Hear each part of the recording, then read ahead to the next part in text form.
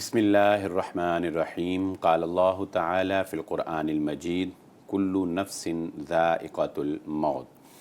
قابل صد احترام محترم ناظرین اکرام، پروگرام ستارہ حرم میں میں ہوں آپ کا میزبان بلال احمد۔ پروگرام میں ہمارے ساتھ موجود ہیں جناب ڈاکٹر مسعود قاسم صاحب۔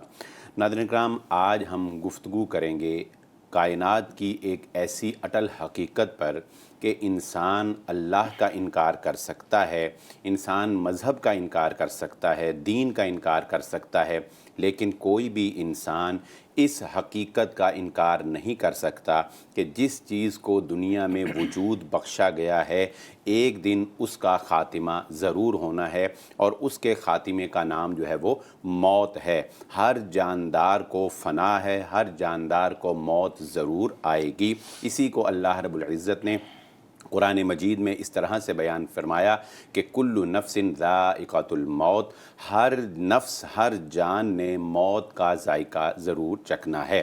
اور اس کے ساتھ ساتھ جہاں موت ایک حقیقت ہے ناظرین اکرام، یہ بھی ایک حقیقت ہے کہ انسان کو یہ تو پتہ ہے کہ اس نے مرنا ضرور ہے، مگر اس بات کا اس کو علم نہیں دیا گیا کہ اس نے کب مرنا ہے۔ موت کب واقع ہو جائے گی اس کا علم اللہ رب العزت کے علاوہ کسی اور کو نہیں ہے۔ اللہ نے یہ علم اپنے انبیاء اکرام کو بھی نہیں عطا کیا۔ اتنی رعایت ان کے ساتھ ضرور برتی گئی کہ ان کی موت سے پہلے فرشتہ ان کی روح قبض کرنے کے لیے ان سے اجازت طلب کرتا تھا۔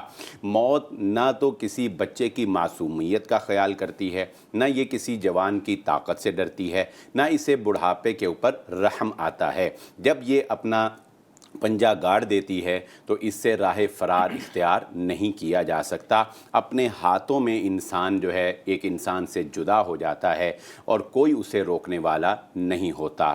یہ ایک ایسی حقیقت ہے، لیکن کامیاب ہے وہ شخص جس نے موت سے پہلے موت کے لیے تیاری کر لی۔ آج ہم نے ڈاکٹر صاحب کو اپنے پروگرام میں اسی لیے تکلیف دی ہے کہ ہم ان سے یہ جانیں کہ موت کی تیاری کیا ہے، موت کے آنے سے پہلے ایک بندہ مومن جو ہے وہ کس طرح سے اس کے لیے تیار رہ سکتا ہے۔ تو ہمارے ساتھ پروگرام میں موجود ہیں جناب ڈاکٹر مسعود قاسم صاحب۔ ان سے ہم یہ جانتے ہیں کہ موت جو ہے اس کی حقیقت دین اسلام کی روشنی میں ہمارے سامنے بیان کریں۔ جی ڈاکٹر صاحب جی شکریہ بلال صاحب۔ دیکھیے، قرآن کریم میں اللہ رب العالمین نے کل نفس ذائقۃ الموت کے حوالے سے قرآن کریم میں 4 جگہ پر اللہ رب العالمین نے تذکرہ کیا ہے، جس کا بیان آپ نے خود فرمایا ہے۔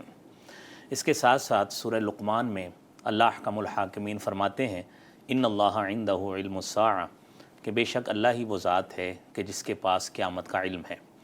اب وہ قیامت ایک قیامت کبریٰ ہے جو پوری کائنات پہ ایک ہی وقت پہ طاری ہوگی، اور حدیث کے مطابق ایک انفرادی شخص، ایک انڈیویجول پرسن، آپ صلی اللہ علیہ وسلم نے فرمایا من مات فقد قامت قیامتہ، جو شخص اس کے اوپر موت طاری ہو گئی فقد قامت قیامتہ، گویا اس کی قیامت قائم ہو گئی، یعنی اس کی جزا اور سزا کا تصور شروع ہو گیا۔ بہت اہم بات ناظرین ڈاکٹر صاحب نے کی ہے کہ انسان جو یہ تو بڑی قیامت تو ایک آنی ہے، ایک بڑی تباہی تو آنی ہے، لیکن جو انسان مر گیا اس کی تو قیامت واقع ہو گئی۔ کیوں؟ اس لیے کہ اگر اس نے اچھے اعمال کیے تو اس کو ان کا بدلہ ملنا شروع ہو جائے گا، اور اگر اس نے برے اعمال کیے تو اس کی سزا اس کو مرنے کے ساتھ ہی ملنی شروع ہو جائے گی۔ کیوں ڈاکٹر صاحب ایسے ہی ہے؟ جی بالکل اسی طرح ہی ہے۔ اس کی جزا اور سزا، اس کا تصور اس کے ساتھ قبر میں ہی شروع ہو جاتا ہے۔ یہ ہمارے مسلمانوں کا بنیادی عقیدہ ہے، اور یہ برزخی زندگی ہے۔ قیامت کبریٰ تک یہ سلسلہ ایسے ہی رہے گا۔ اب یہ حقیقت کیا ہے؟ قرآن کریم میں اللہ رب العالمین نے انسان کو اس کی حیثیت اور اس کی عارضی زندگی، ایک ٹیمپریری زندگی، اس حوالے سے کئی مختلف اینگلز سے اس کی ذہن سازی کی ہے۔ مثلا سورہ رحمان میں فرمایا کہ کل من علیہا فان، ہر چیز جو بھی دنیا میں موجود ہے، ایگزسٹ کرتی ہے، فان، وہ فنا ہونے والی ہو جائے گی، یعنی اس کو مورٹیلٹی نہیں ہے۔ ڈاکٹر صاحب یہاں پہ یہ بیان فرمائیے گا کہ انسان تو ہم دیکھتے ہیں کہ مرتے ہیں، ٹھیک ہے، پیدا ہوتے ہیں مرتے ہیں، اسی طرح جانور بھی ہم دیکھتے ہیں پیدا ہوتے ہیں مرتے ہیں، جنات میں بھی یہ سلسلہ اسی طرح ہے۔ کیا فرشتوں کو بھی کوئی موت آئے گی؟ کوئی ایسا وقت آئے گا کہ فرشتے بھی، کیونکہ ان کے بارے میں ہم نے کبھی نہیں سنا کہ کوئی فرشتہ مر گیا۔ دیکھیے، جو آپ نے بات پوچھی ہے نا یہ دنیا میں ہماری زندگی میں ایسا کوئی سلسلہ نہیں ہے. جو قرآن کریم کی یہ آیت ہے کل من علیہا فان ویبقى وجہ ربک ذو الجلال والاکرام، سبحان اللہ. کہ اس میں صرف اور صرف اگر بقا ہے، یہ قیامت کبریٰ کے حوالے سے اگر ہم تذکرہ کریں اس آیت کو، اس کے ساتھ اگر ہم اٹیچ کریں تو اس وقت جو بقا ہے، سروائیول ہے، وہ صرف اللہ رب العالمین کی ذات کو ہے.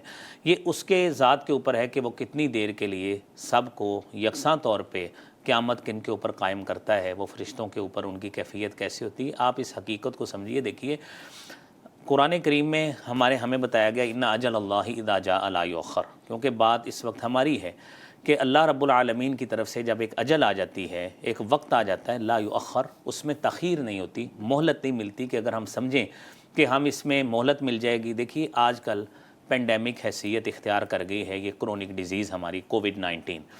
اب اس میں کوئی شک نہیں ہے، پریکاشنری میئرز جو گورنمنٹ نے بتائی ہیں ہمیں ایز اٹ از اڈاپٹ کرنی چاہیے، اور یہ ہمارا ہمیشہ سے ہی جب سے ہم اس حوالے سے بیان کر رہے ہیں، ہم لوگوں کو، اپنے ناظرین کو ہمیشہ یہ کہتے ہیں کہ ان چیزوں کو اختیار کرنا چاہیے. لیکن ساتھ بطور مسلمان ہمیں اس بات کو بھی ادراک کرنا ہے کہ دیکھیے اللہ رب العالمین نے جو مہلت، جو وقت لکھ دیا ہے اس میں تقدیم و تاخیر نہیں ہے. اذا جاء اجلہم لا یستاخرون ساعۃ ولا یستقدمون، کہ جب وقت آ جاتا ہے تو ایک گھڑی بھی نہ آگے ہوتی ہے اور نہ پیچھے ہوتی ہے. دیکھیے یہ حقیقت تو ہے کہ یہ کرونک ڈیزیز ہے، اس میں موت کا چانس شاید میکسیمم بھی اگر کوئی شخص کہتا ہے، ڈاکٹرز اور جو اسپیشلسٹ ہیں وہ میکسیمم 3% تک جو ہے نا وہ کہتے ہیں.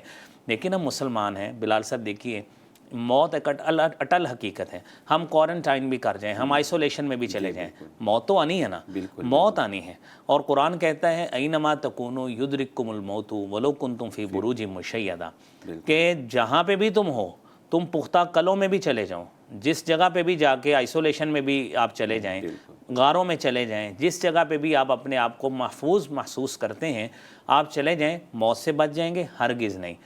یدرککم الموت، آپ پختہ قلعوں میں چلے جائیں، موت ایک دن ضرور آئے گی. جی ناظرین، آپ نے جانا کہ انسان یہ احتیاطی تدابیر اختیار کرنی چاہیے، جیسا کہ اس وائرل ڈیزیز میں حکومت پاکستان کی جانب سے بھی اور میڈیا کی جانب سے بھی عوام کو مسلسل آگاہی دی جا رہی ہے. لیکن مومن ہونے کی حیثیت سے جیسا کہ ڈاکٹر صاحب نے فرمایا کہ موت جو ہے اس سے راہ فرار اختیار نہیں کیا جا سکتا.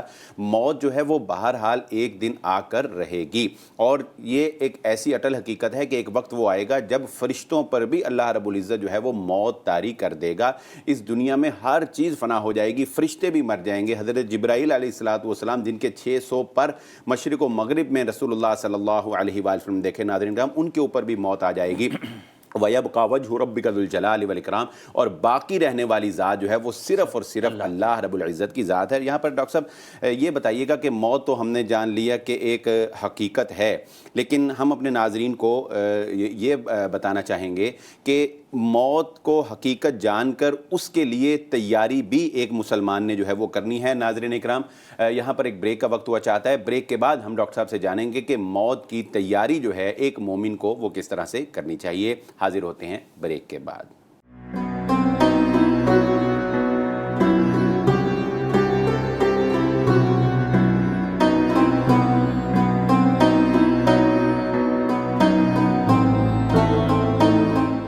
ویلکم بیک ناظرین. بریک پر جانے سے پہلے ہم ڈاکٹر صاحب سے سوال کر رہے تھے کہ موت کی حقیقت تو ہم نے جان لی کہ یہ آ کر رہے گی، لیکن ایک مسلمان اور مومن جو ہے وہ موت کی تیاری کیسے کرتا ہے؟ ڈاکٹر صاحب ہمارے ناظرین کو بتائیے گا کہ موت کی تیاری کے لیے انہیں کیا کرنا چاہیے. جی دیکھیے نبی کریم صلی اللہ علیہ وآلہ وسلم کی سیرت طیبہ ہمارے لیے سب سے بہترین مشعل راہ ہے. آپ علیہ الصلوۃ والسلام نے جس طرح اس حوالے سے اپنے صحابہ کرام کی تربیت فرمائی ہے، یقیناً وہی تعلیمات ہمارے لیے کافی ہیں، اور اگر ہم اسی کو ہی سمجھ لیں. سب سے پہلی بات ایک مختصر حدیث. صحابی رسول جب آپ صلی اللہ علیہ وسلم کے پاس آتا ہے اور آ کے پوچھتا ہے یا رسول اللہ صلی اللہ علیہ وسلم متی الساعہ، قیامت کب آئے گی؟ آپ نے اس کو پوچھا ما اعددت لہا، کہ تو نے اس کے لیے تیاری کیا کی ہے. اب آپ نے اپنے صحابی رسول کو بھی یہ بات کہہ دی کہ تو نے تیاری کیا کی ہے. یعنی ہمارے پاس ہم بطور انسان، آپ نے تو اپنے صحابی رسول کو کہا ہے نا جنہیں صحبت رسول صلی اللہ علیہ وسلم حاصل تھی، ہر وقت انہیں رخ انور جناب محمد مصطفیٰ صلی اللہ علیہ وسلم کا وہ ان کے لیے موجود تھے، وہ لوگ ان کو دیکھتے تھے.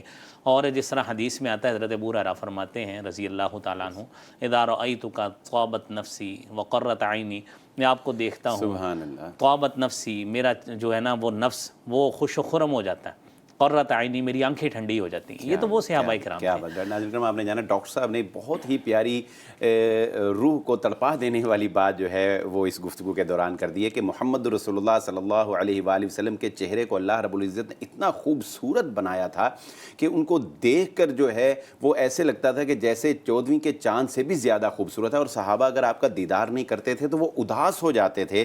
نبی صلی اللہ علیہ وآلہ وسلم کے دیدار کی ایسی تڑپ تھی. جی ڈاکٹر صاحب جاری رکھیے گا. دیکھیے یہ تھا ان کے لیے موقع، ان کے لیے ایک اپرچونیٹیز تھیں، یہ ہمارے لیے نہیں ہے. لیکن اس کے باوجود آپ نے ہمارے لیے بھی جو بات بیان فرمائی ہے نا، وہ حضرت عبداللہ ابن عمر رضی اللہ تعالیٰ عنہما سے روایت ہے. آپ صلی اللہ علیہ وسلم نے ان کی تربیت کیسے فرمائی. حضرت عبداللہ کہتے ہیں اخذ رسول اللہ صلی اللہ علیہ وسلم بمن کی بئی، اللہ کے رسول صلی اللہ علیہ وسلم نے میرے کندھے سے مجھے پکڑا. اور آپ تصور کریں بلال بھائی، دیکھیے کہ ہمارا باپ، ہمارا کوئی بڑا، ہمارا کوئی استاد ہمیں کندھے سے آ کے پکڑے اور کہے گی بلال بھائی بات سنیے، ڈاکٹر بات سنیے، مسعود بات سنیے، تو ہم فوری طور پر اس کے لیے کتنا متوجہ ہوتے ہیں کہ ہمارے بڑے نے ہمیں بلایا، توجہ سے بات سننی. اب بلانے والے کون ہیں؟ اللہ کے پیارے حبیب صلی اللہ علیہ وآلہ وسلم. آپ نے فرمایا کن فی الدنیا کا انک غریب، دنیا میں ایسے رہو. یہ ہے موت کی تیاری، یہ ہے دنیا کی حقیقت اور موت کی تیاری کہ ہمیں کیسے دنیا کو سمجھنا ہے، اپنی زندگی کی کیا حیثیت ہمیں سمجھنی ہے، اس کو کیا سٹیٹس ہم نے دینا ہے. فرمایا دو باتیں بتائی، کن فی الدنیا کا انک غریب، دنیا میں ایسے رہو جس طرح ایک اجنبی آدمی ہوتا ہے، او عابر سبیل، یا ایک چلنے والا مسافر راہی ہے. بلال صاحب دیکھیے، ہمیں اس کے لیے بہترین مثال اپنے ناظرین کے لیے ہم پیش کرتے ہیں. موٹر وے ہے نا ہماری ماشاءاللہ پورے ملک میں بچھی ہوئی ہے. اب ہم موٹر وے پہ جاتے ہیں، موٹر وے پہ ہم ریسٹ ایریا پہ رکتے ہیں. اب ریسٹ ایریا پہ ہم میں سے کوئی بھی شخص نہیں ہے جو 2-2 3 دن رکتا ہو، کیونکہ ہماری منزل وہ نہیں ہے. ہماری منزل لاہور ہے، ہماری منزل اسلام آباد ہے، فیصل آباد میں ہم یہ شو کر رہے ہیں. تو اب وہاں پہ ریسٹ ایریا میں ہم اپنی کسی ضرورت کے لیے رکتے ہیں، چائے وغیرہ پی تو ہم آگے چلے گئے، منزل کے لیے روانہ ہوئے. مومن کی منزل دنیا نہیں ہے. مومن کے لیے دنیا کیا ہے؟ وہ ایسے ہی ہے جس طرح وہ ایک اجنبی آدمی ہے یا راستے پہ چلنے والا مسافر ہے. اور اب مومن کو اس دنیا کو ایسے ہی سمجھنا ہے، لیکن کیا وہ کٹ آف ہو جائے؟ نہیں. جس طرح وہ زیادہ راہ اپنے سفر کے لیے لے کے گیا ہے، پیسے لے کے گیا ہے، اسی طرح قرآن کہتا ہے سورہ قصص میں لا تنس نصیبک من الدنیا، دنیا سے اپنا حصہ بھولنا نہیں ہے. اس کے لیے محنت کریں، کمائی کریں، اپنے وسائل پرسو کریں، ایکسپلور کریں اور اپنی جو ہے نا معیشت اس کو تلاش کریں. تو آپ صلی اللہ علیہ وسلم نے 2 باتیں اس صحابی کو بتائیں. حضرت عبداللہ بن عمر رضی اللہ تعالیٰ عنہما نے ساری زندگی ان کو ایسے پلے باندھا اور نصیحت فرمایا کرتے تھے ہمیشہ اپنے شاگردوں کو، اذا اصبحت فلا تنتظر المساء. یہ ہے ایک مومن کے لیے دنیا میں موت کی تیاری. کیسے؟ اذا اصبحت لا تنتظر المساء، صبح ہو جائے کبھی بھی شام کا انتظار نہیں کرنا. اور وَإِذَا أَمْسَيْتَ فَلَا تَنْتَظِرِ الصَّبَاحَ، جب شام ہو جائے تو کبھی صبح کا انتظار نہیں کرنا. مطلب کیا ہے کہ ہمارے پاس ایک انتہائی محدود وقت ہے. دیکھیں بلال بھائی، ہم ادھر شور جو ہے نا وہ کر رہے ہیں. ہمیں بطور مسلمان ہمارا عقیدہ ہے کہ ہمیں یہ پتہ ہی نہیں ہے ہمیں اٹھنا بھی یہاں سے نصیب ہونا ہے کہ نہیں، اگلے سانس کا علم نہیں ہے. یعنی اس کے لیے انسان کو ہر وقت جو ہے وہ موت کے لیے ہر وقت تیار رہنا چاہیے اور اچھے سے اچھا عمل. یعنی برائی سے اتنی نفرت ہو کہ اس کو احساس ہو کہ دیکھیں میں اچھا کام ہی کرتا مروں گا تو میری بقا ہے، پتہ نہیں میں نے کب مر جانا. ناظرین کرام، ڈاکٹر صاحب نے بہت ہی پیارے انداز میں اور بہت ہی پیاری مثال کے ساتھ ہمیں یہ بات سمجھا دی ہے کہ ہماری منزل جو ہے وہ آخرت ہے، اور اس منزل تک پہنچانے والی جو ہمیں چیز ہے وہ موت ہے. اور یہ دنیا ساری جو ہے یہ ایک مسافر خانہ ہے. یہاں پر ہم نے اس طرح سے زندگی گزارنی ہے کہ ہم نے اس آخرت کے لیے جو ہے وہ تیاری کرنی ہے. یہاں پر ایک حدیث میں آپ کے گوش گزار کر کے ہم بریک پہ جاتے ہیں. بریک کا وقت ہوا چاہتا ہے. رسول रसूलुल्लाह सल्लल्लाहु अलैहि वालैहि वसल्लम ने मोमिन की मिसाल देते हुए दुनिया के बारे में ये बात इरशाद फरमाई कि दुनिया मोमिन के लिए कैद खाना है। नाज़रीन इकराम, ये कैद खाना कैसे है, ये सोच और फ़िक्र की बात है। आप ज़रा तसव्वुर कीजिए कि अगर एक इंसान जो है उसको उम्र कैद भी हो जाए, तो जब वो जेल के अंदर होता है, सलाखों के पीछे होता है, कैद खाने में होता है, तो कभी भी वो ये प्लानिंग नहीं करता, कभी भी वो ये नहीं सोचता कि मैंने इस कैद खाने में कैसे रहना है, मैंने कल क्या करना है, मैंने यहाँ पर फानूस लगाना है, मैंने यहाँ पंखे लगाने हैं, मैंने यहाँ कर्टन्स लगाने हैं। वो उस कैद खाने के बारे में नहीं सोचता। क्या सोचता है? सोचता है जिस दिन मैं रिहा होऊंगा उसके बाद मैं क्या करूँगा, जिस दिन मैं रिहा होऊंगा मैं उसके बाद फ़लाँ जगह जाऊँगा, फ़लाँ को मिलूँगा, फ़लाँ ज़रिया मुआश इख्तियार करूँगा। क्या मतलब कि असल जो मोमिन की सोच होती है वो इस दुनिया के कैद खाने से रिहा होने के बाद आखिरत में उसका मुकाम क्या होगा उसके बारे में मोमिन जो है वो फ़िक्रमंद रहता है। यही उसके लिए मौत की तैयारी का समान है। हाज़िर होते हैं इंशाअल्लाह एक ब्रेक के बाद।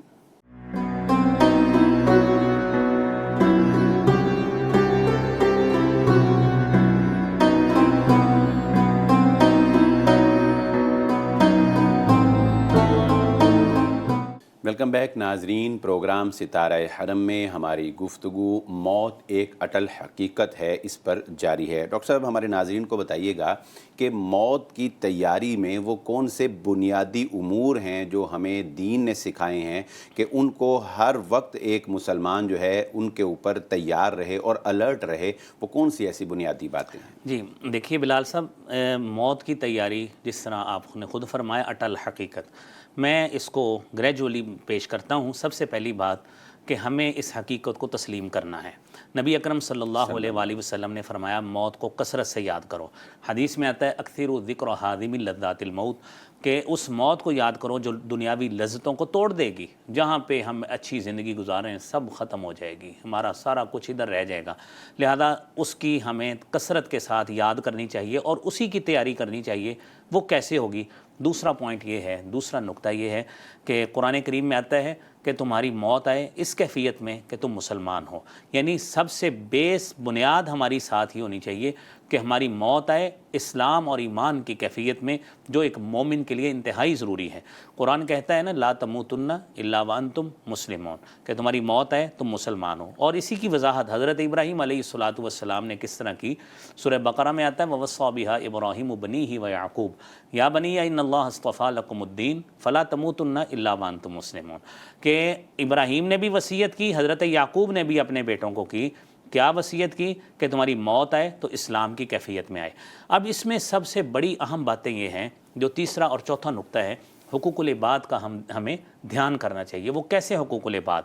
हुकूकुल इबाद में हम ज़ाती तौर पर ये तो समझते हैं, हम एक दूसरे के हुकूक जो है ना कर्ज़ की सूरत में ये चीज़ें अदा करनी चाहिए। जिस तरह अल्लाह के प्यारे हबीब सल्लल्लाहु अलैहि वसल्लम जनाजा उस वक़्त तक नहीं पढ़ाते थे जब तक उसकी विटनेस नहीं ले लेते थे कि जब कोई शख्स उस मरने वाले के लिए उसकी ज़िम्मेदारी रिस्पॉन्सिबिलिटी उसके कर्ज़ की अपने सर पे नहीं ले लेता था। ये तो बड़ी ही सख्त बात है। और हमारा मुआशरा तो अब देखें, जिस तरह मैं कारोबारी जो हज़रात हैं इस पर थोड़ी सी हमारे नाज़रीन की रहनुमाई फरमाएं कि जो कारोबारी हज़रात हैं उनके तो मतलब लेजर में मामलात ऐसे होते हैं कि मतलब परचेजिंग ही सारी जो है वो उधार पे हो रही है, और एक महीने बाद या हफ्ते बाद मतलब 1 लाख रुपए का माल लिया, उसमें से 40,000 दे दिया ऐसा, तो वो तो सारी ज़िंदगी जो है वो कर्ज़ तले ही रहते हैं। तो उनको इसके लिए क्या इक़दामात करने चाहिए? और अगर उनका बेटा उनकी वफ़ात के बाद ये कह देता है कि जी मैं इसकी ज़िम्मेदारी कबूल करता हूँ, तो क्या वो बिल्कुल बरी ज़िम्मा है?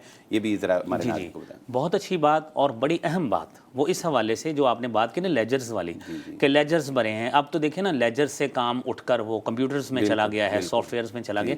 बड़ी अहम बात है। हदीस में आता है ना, सही बुखारी की हदीस है, हमें सबसे बुनियाद इस हदीस को बनाना चाहिए कि जिसमें आपने फरमाया कि किसी मुसलमान के लिए 2 रातें ऐसी नहीं गुजरनी चाहिए इल्ला व वसीयतुहु मकतूबतुन इंदहु। सही बुखारी की हदीस है कि उसकी वसीयत उसके पास लिखी होनी चाहिए।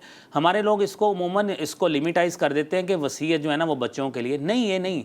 मसला ये है कि हमने जो लेन देन करना है वो तमाम का तमाम लिखा हुआ मौजूद हो। देखें, हमारे कई दुकानदार ऐसे करते हैं कि चल यार आपके पैसे देने, चले ठीक है पैसे देने, चल हमारे ज़हन में है, ज़हन में नहीं। देखें, ہم مر گئے، آپ مر گئے، کوئی کسی کی موت دونوں میں سے جو ہے نا پرچیزر کی یا سیلر کی، دونوں میں سے کسی کی موت واقع ہو گئی، وہ پیسے تو ادھر ہی رہ گئے۔ اب اس کو لکھا ہوگا قرآن کریم کی آیت کے مطابق کہ جب بھی آپ نے معاملہ کرنا ہے اذا تداینتم بدین الی اجل مسمى فاکتبوا، اس کو لکھیں۔ پھر جو آپ نے دوسرا اس کا ڈائمنشن کہا ہے نا، وہ بہت ہی اہمیت کا حامل ہے، وہ اس سے بھی اہم ہے کہ اس کے بیٹے یا اس کے جتنے بھی پارٹنرز ہیں انہوں نے کسی نے اپنے سر پہ لے لیا موت کے وقت۔ یہ دیکھیں نا، طبی زندگی ہے، اس میں موت بھی طبی ہے، کسی بھی وقت آ سکتی ہے۔ تو اس نے کہہ دیا کہ میں جو ہوں نا جی ضامن ہوں، اب وہ ساری ذمہ داری اتر کر وہ اس کے سر پہ آ گئی، وہ بری ہو گیا۔ جب آپ نے پبلک کے سامنے اس چیز کا اقرار کر لیا ہے کہ یہ میرا باپ، یہ میرا چچا، یہ میرا پارٹنر، یہ جو آج ہم سے ڈپارٹ ہو رہا ہے، داغ مفارقت دے گیا ہے، اس کے تمام لین دین کا معاملات کا ذمہ دار میں ہوں، تو وہ چلا گیا ہے۔ یہاں پہ ہمیں یہ بات ذہن میں رکھنی چاہیے، اگر ہم نے دھوکہ دہی کی کوشش کی تو نبی اکرم صلی اللہ علیہ وآلہ وسلم کی وہ حدیث یاد رکھنی چاہیے۔ آپ نے صحابی کو بلا کے کہا تھا کہ آپ کے اس عمل کی وجہ سے جو آپ نے ابھی تک قرضہ نہیں اتارا، تیرا فلاں بھائی وہ ابھی تک وہ اس کشمکش میں ہے، وہ جنت میں نہیں جا رہا، آپ اس کی طرف سے وہ جو معاملات ہیں وہ کلیئر کریں۔ ہمیں یہ جو ہے نا، یہ بسا اوقات وقت اس کو یعنی جس کو ہم کہتے ہیں نا وقت گزارنے کے لیے ہم ایک مرتبہ کہہ دیتے ہیں جی سستی بعد میں کی کہ جی ہم دے دیں گے، بھائی کل کا وعدہ تھا، وہ بندہ فوت ہو گیا ہے، آپ نے کل کا وعدہ کیا، گزر اس کو ہفتہ گیا ہے، تو اس میں سستی نہیں ہے، اب ٹوٹلی 100% آپ ذمہ دار ہیں۔ ناظرین کرام، بہت ہی اہم موضوع کی طرف توجہ دلائی ہے ڈاکٹر صاحب نے کہ موت کی تیاری میں اس بات کا خیال بہت ضروری ہے کہ انسان اپنے معاملات کو کلیئر کرے۔ ہمارے ہاں معاملات جو ہیں وہ ہڈن رہ جاتے ہیں، پوشیدہ رہ جاتے ہیں، چھپے رہ جاتے ہیں، ہم کلیئر نہیں کرتے۔ ہمیں ہر معاملے کو لکھ کر تحریری طور پر اپنی ایک ڈائری میں، جسے ہم وصیت نامہ کہہ سکتے ہیں، وصیت جو ہے وہ لکھی ہونی چاہیے، اس میں تمام امور جو ہیں وہ لکھے ہونے چاہیے کہ میں نے یہ لین دین کرنا ہے، یہ معاملات ہیں، یہ میرے بعد جو ہے وہ اگر معاملہ ہوتا ہے موت کا، جو کہ ایک اٹل حقیقت ہے اور کسی بھی وقت ہو سکتا ہے، اور آج کل جس طرح ہم دیکھ رہے ہیں حادثاتی اموات کی کثرت جو ہے وہ ہمیں نظر آ رہی ہے، تو ہمیں اس کے لیے جو ہے وہ تیار رہنا چاہیے۔ اور آخری بات جو ہم نے اس پروگرام میں جانی وہ یہ کہ جب اولاد میں سے کوئی یا پارٹنر میں سے کوئی مرنے والے کی ذمہ داری قبول کر لیتا ہے تو اس کو جلد از جلد اس کا وہ قرض جو ہے وہ ادا کرنا ہوتا ہے، تب ہی اس کو جو ہے وہ وہاں پر خلاصی ملتی ہے اور تب ہی وہ وہاں پر جنت کی نعمتوں سے فیض یاب ہو سکتا ہے۔ اسی کے ساتھ پروگرام کا وقت ختم ہوا چاہتا ہے۔ انشاءاللہ آئندہ ایک نئے پروگرام کے ساتھ حاضر ہوں گے۔ اجازت دیجیے اپنے میزبان بلال احمد کو۔ اللہ حافظ۔